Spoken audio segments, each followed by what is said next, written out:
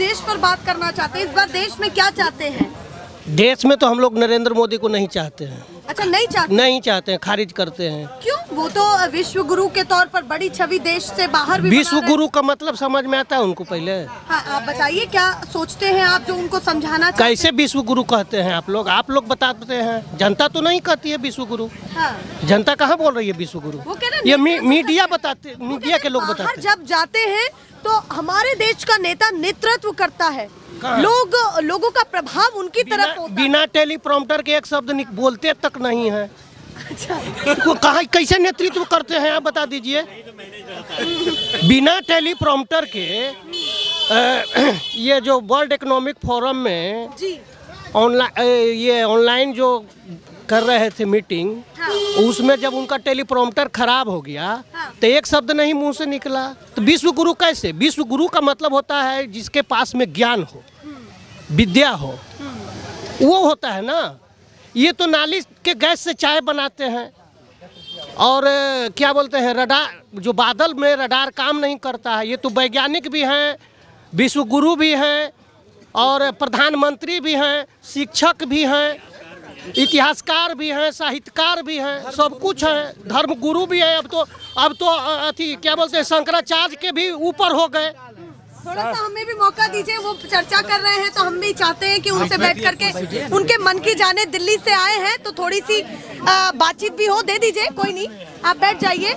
हम भी बैठते हैं। वो लंबी बातचीत कर रहे हैं तो करना चाहेंगे। बताइए, आप नामों की लिस्ट गिना रहे थे, बताइए, कंटिन्यूस करिए वहीं से। तो वही तो आप बताइए ना कि विश्व गुरु हैं। हाँ। तो अभी तो वो अपने मन से है, मनमुखी है। मनमुखी विश्व गुरु हम भी बन सकते हैं। अच्छा, वो मनमुखी तो और क्या, मनमुखी है ना, तो उनको कोई दूसरा कोई गुरु तो बनाता है, कोई दूसरा जो उससे बड़ा गुरु होता है वही अपना उत्तराधिकारी बनाता है ना। हाँ। ये तो स्वयं बन रहे हैं, स्वयंभू है, तानाशाह है। अच्छा, तानाशाह है। और क्या है? पर जनता जो चाहती है वही वो कर रहे हैं।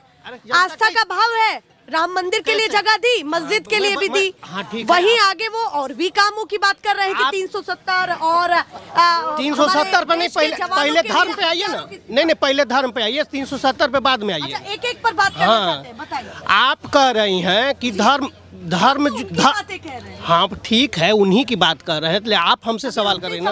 हाँ। ठीक। हाँ। राम को लाने वाले, हाँ। राम तो कहे थे कि बाली जो है, बाली जब उनको कहा था कि से आप सुग्रीव को क्यों सपोर्ट कर रहे हो सीता को लाने के लिए, मुझे बोलो मैं लाऊंगा रावण को। वो तो मैं तो कांख में 6 महीना रखा था। तुम हमसे मदद मांगते ना, वो सुग्रीव से थोड़ी होगा। तो रामचंद्र ने कहा, भगवान राम ने, कि तुम एक दुष्ट व्यक्ति हो, दुराचारी व्यक्ति हो, तुमको हम समाप्त करेंगे। हमको दुराचार को समाप्त करना है ना। हमको रावण से युद्ध नहीं है, हमारा काम है इस धरती से बेविचारियों को खत्म करना। आई जो लाने वाले हैं राम को, उस समूचे बेविचारियों के सरदार हैं। अच्छा। सारे भ्रष्टाचारियों के सरदार हैं। उनके यहाँ ब्रिजभूषण शरण सिंह पहलवानों के रेप में फंसे हुए, उनके यहाँ संगीत सोम, किनके नाम गिनाए, हाथरस कांड के मठाधीश लोग के साथ में वो हैं। वो दुराचारी के जमात के सरदार हैं। वो कैसे धर्म गुरु हो सकते हैं? धर्म को तो अपमान कर रहे हैं, वो धर्म का वो अपमान कर रहे हैं। तो भी कहे, सोच समझ के कहे, क्योंकि देश के सबसे बड़े। मैं होशो हवास में कह रहा हूँ, ऐसा नहीं है कि मैं पागल हूँ। हाँ। होशो हवास में कह रहे हैं, वो धर्म का अपमान कर रहे हैं। जब खुद शंकराचार्य कहे, हम थोड़ी कह रहे हैं। जो धर्म के यहाँ हिंदुस्तान के चारों शंकराचार्य जो है, धर्म के गुरु तो उन्हीं को पूरा देश मान रहे। तो जब धर्म गुरु कह रहे हैं कि ये जो काम अभी जो प्राण प्रतिष्ठा हो रहा है, ये उचित नहीं है, अनुचित है, तब इसमें जबरदस्ती वो अपने से बन रहे हैं। पर वो कह रहे हैं कि उन पर विपक्ष की विचारधारा हावी थी और वो कहीं ना कहीं विपक्ष को लेकर के एक तरफा बोल रहे। जो आत्ममुग्ध होता है ना, हाँ। जो व्यक्ति आत्ममुग्ध होता है, आत्म केंद्रित होता है, हाँ। वो ऐसा ही बोलता है। उसको सब आदमी का बात लगता है खराब, क्योंकि आत्ममुक्त व्यक्ति चाहता है कि सब हम ही को सपोर्ट करें, हम जो करें वही सही है। चलिए अभी और भी मुद्दों पर बात करते हैं। एक तरफ राहुल गांधी यात्रा निकाल रहे हैं जनता को समझने के लिए, लोगों से मिल रहे हैं, कह रहे हैं जो उनका कहना है कि मैं बच्चों से भी मिलूंगा, मैं बुजुर्ग से भी मिलूंगा, मैं हर तबके के व्यक्ति से मिलूंगा और कोशिश करूंगा जानने की कि क्या उनके मन में चल रहा है। एक तरफ मोदी जी की भी यही बातें हैं और पूरी बीजेपी की भी यही बातें हैं, दूसरी तरफ बिहार में राजनीति गरमाई हुई है और तीसरी तरफ बात करूं तो एक नया गठबंधन तैयार भी हो गया है, इंडिया गठबंधन।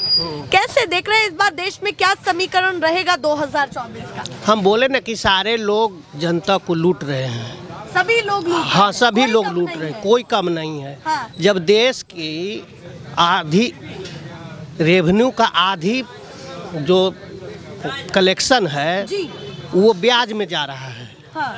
और नेताओं का अयासी छूट नहीं रहा है, घट नहीं रहा है। जनता तो रोज प्रतिदिन भूखमरी और गरीबी से त्रस्त है, महंगाई से त्रस्त है, बेरोजगारी से त्रस्त है। उसको मिल क्या रहा है? जब देश विश्व गुरु होता तो 81 करोड़ 35 लाख लोगों को 5 किलो अनाज पे जीना पड़ता।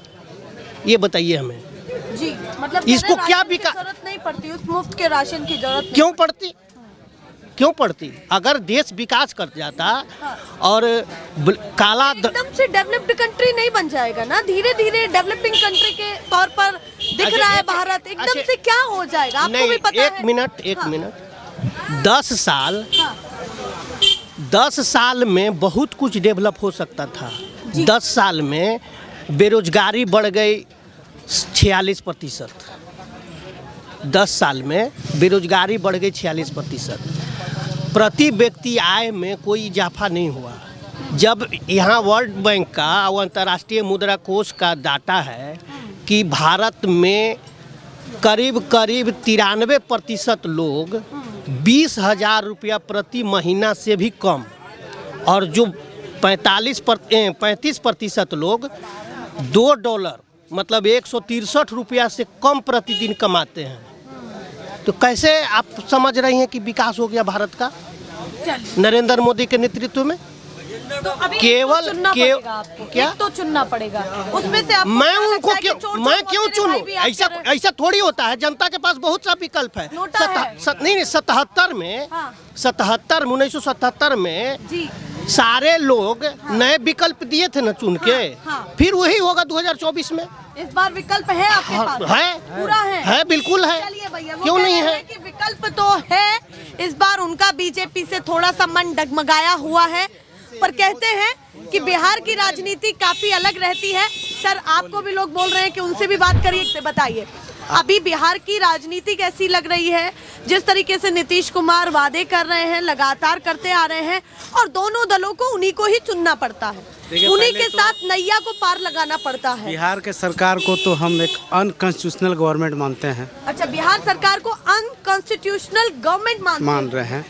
इसको संविधान से कोई लेना देना नहीं है। हाँ। नीतीश कुमार जिस समय इस्तीफा दिए, राज्यपाल में अगर थोड़ी सी भी संविधान की समझ रहती तो कहते कि विधानमंडल में जो सबसे बड़ी पार्टी है उसको हम निमंत्रण देंगे सरकार बनाने के लिए। आरजेडी भले मैं उस पार्टी में नहीं हूँ, लेकिन संविधान से देश चलेगा ना। तो 79 सीट आरजेडी के हैं। पहला निमंत्रण किसको मिलना चाहिए था? आरजेडी को मिलना नहीं दिया। राष्ट्रपति क्या कर रही है? राष्ट्रपति को जो कैबिनेट बैठा हुआ है, जिसके मालिक नरेंद्र मोदी बने हुए हैं, उन्होंने क्यों नहीं किया कि बिहार का राज्यपाल को तुरंत बदलो? वो संविधान के खिलाफ जा रहा है। ये अनकॉन्स्टिट्यूशनल गवर्नमेंट है। अपने आप में हास्यास्पद है कि कहते हैं बाहर में जाके कि मैं बुद्ध की धरती से आया हूँ, दुनिया का सबसे पुराना गणराज्य वैशाली में है। ये सब फर्जी बात है।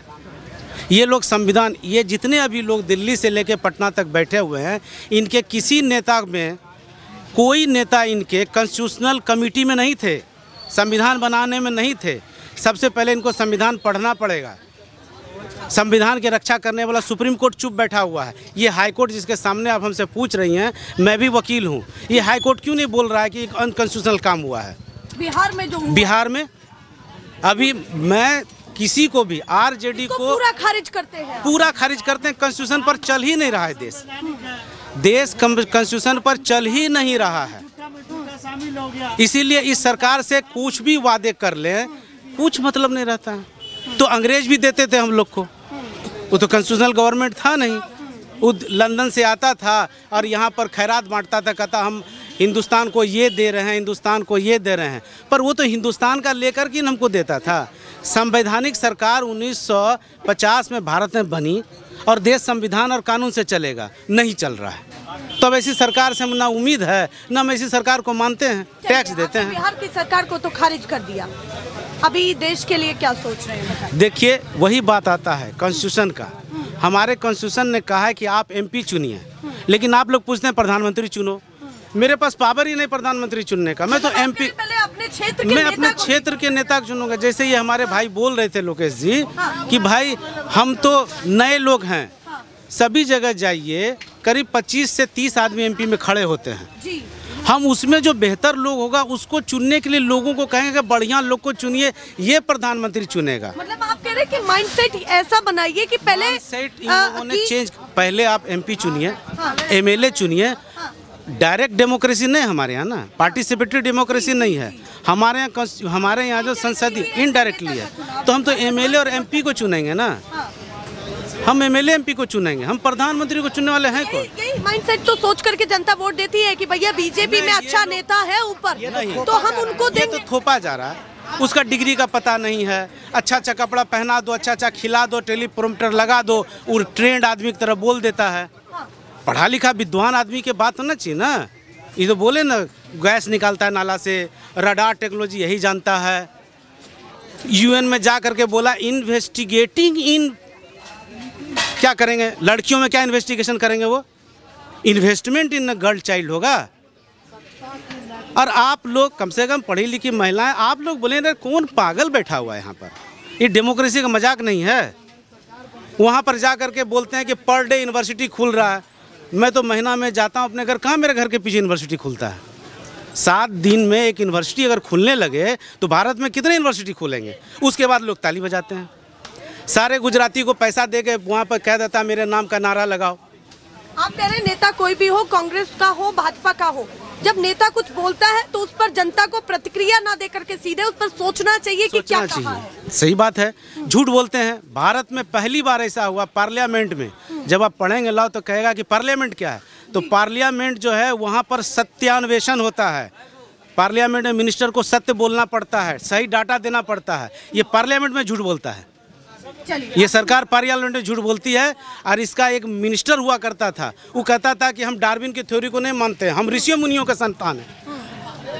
ऐसे मजाक हास्यास्पद आदमी, ऐसा हास्यास्पद सरकार, इसको ना इकोनॉमिक्स समझ में नहीं आता है, ना कॉन्स्टिट्यूशन समझ में नहीं आता है, ना इंटरनेशनल रिलेशन समझ। अभी जिस तरीके से अटल बिहारी की भी एक राजनीति थी, एक अभी भी बीजेपी की है, दोनों में क्या डिफरेंस? अगर इतनी बातें हो रही हैं तो थोड़ा सा। अटल बिहारी वाजपेयी तो इस देश का सबसे कमजोर प्रधानमंत्री था। अपने ही देश में अमृतसर हवाई अड्डे पर 1.5 घंटे तक वो कंधार वाला विमान बैठा रहा, आइए मंत्र पढ़ते रहे, आर पार की लड़ाई लड़ लूंगा, ये कर लूंगा, वो कर लूंगा। जब तुम अपने देश में अपना हवाई जहाज नहीं तुम बचा सकते हो तो तुम क्या पाकिस्तान को चीर दोगे, खीर दोगे? बताइए ना, ये कोई जवाब आज देगा? क्यों नहीं? उस एरोप्लेन को रोकने के लिए पंजाब के कमांडर तैयार थे कि मैं तुरंत एरोप्लेन को जो मैं हाईजैकर से चुरा लूँगा। क्यों नहीं आदेश दिया? जब आप देश में एक हवाई जहाज को नहीं बचा सकते तो आप चाइना से क्या लड़ेंगे? चलिए, एक पुराने नेता की बात हुई अटल बिहारी, तो एक बात इंदिरा गांधी को लेकर के भी होगी। मैं इंदिरा गांधी से ने कहा इत्तेफाक कहाँ रखता हूँ इंदिरा गांधी से? ये तो बोले इंदिरा गांधी भी कोई गलती की हो तो फिर मैं आपको क्यों चुनूंगा? आप अभी अपने इस एनपी चैनल से गलती करके बैठे हैं तो दूसरे वाले को गलती करने की जिम्मेदारी नहीं दे सकता ना। अगर मैं वो चीज कर रही हूँ तो मैं किसी और को नहीं। आपने गलत किया है तो इसलिए तो अच्छे लोगों को लाया। जब मैं बचपन से सुन रहा हूँ कि ये भ्रष्टाचारी परिवार है, उस समय मेरी उम्र 5-6 बरस थी, जिस समय वो प्रधानमंत्री बने थे, क्या नाम था उनका, अरे जो पेशाब पीते थे, मोरारजी देसाई। उस समय से सुन रहा हूँ कांग्रेस भ्रष्टाचारी पार्टी, कांग्रेस भ्रष्टाचारी पार्टी है, इसमें इसको जेल जाना होगा। आज तक एक भी आदमी कांग्रेस का चूहा क्यों नहीं जेल में जाता है? ये कितना झूठ वाला झूठ है। कांग्रेस से कोई इत्तेफाक नहीं, मैं कांग्रेस पार्टी का मेंबर नहीं हूँ। कहाँ है भ्रष्टाचारी? मनमोहन सिंह के बारे में कहा आप करें कि कांग्रेस के लिए अगर ये सवाल उठाए जाते हैं, सत्ता पक्ष बोलता है तो फिर कार्रवाई करे उस चीज पर। कार्रवाई अरे हुआ ही नहीं, कितने लोग मर गए। वाजपेयी जी को तो लोटे में बांट दिया पूरे देश में। अभी किसको, मैं फिर वही सवाल आ रहा है कि अगर आपका एक माइंडसेट भी बनता होगा कि भाई मैं चाहूँ कि भाई सब एक जैसे हैं, उनमें भारत में 130 करोड़ लोग हैं और नरेंद्र मोदी और राहुल गांधी और बाकी जितने नेता का नाम आप ले लें जी, उससे कई हजार गुने पढ़े लिखे प्रोफेसर अटे पड़े हैं पटना यूनिवर्सिटी में जी। आप यूँ क्यों बोल रहे हैं? भारत की जो माँ है उसके पेट से झिंगुर नहीं पैदा लेता है, उसके पेट से एक एक यशस्वी पैदा लेता है। लेकिन एक गलत माइंडसेट मीडिया के द्वारा तैयार कर दिया, ये नहीं तो कोई नहीं, राहुल नहीं तो कोई नहीं, मोदी नहीं तो कोई, क्यों हम नहीं बन सकते? कि ये नहीं बन सकता, ये नहीं बन सकता? भरा पड़ा अटा पड़ा है। राजनीति बदलनी पड़ेगी, यही इस चाय की दुकान से और टपरी से समझ में आया। उनका कहना है प्रधानमंत्री नहीं चुनेंगे, जो व्यवस्था वाकई है कि हमारे हाथ में है अपने क्षेत्र के एक नेता को चुनना, जो जाकर के सदन में नेतृत्व करे, उसको हम चुनेंगे। पर सवाल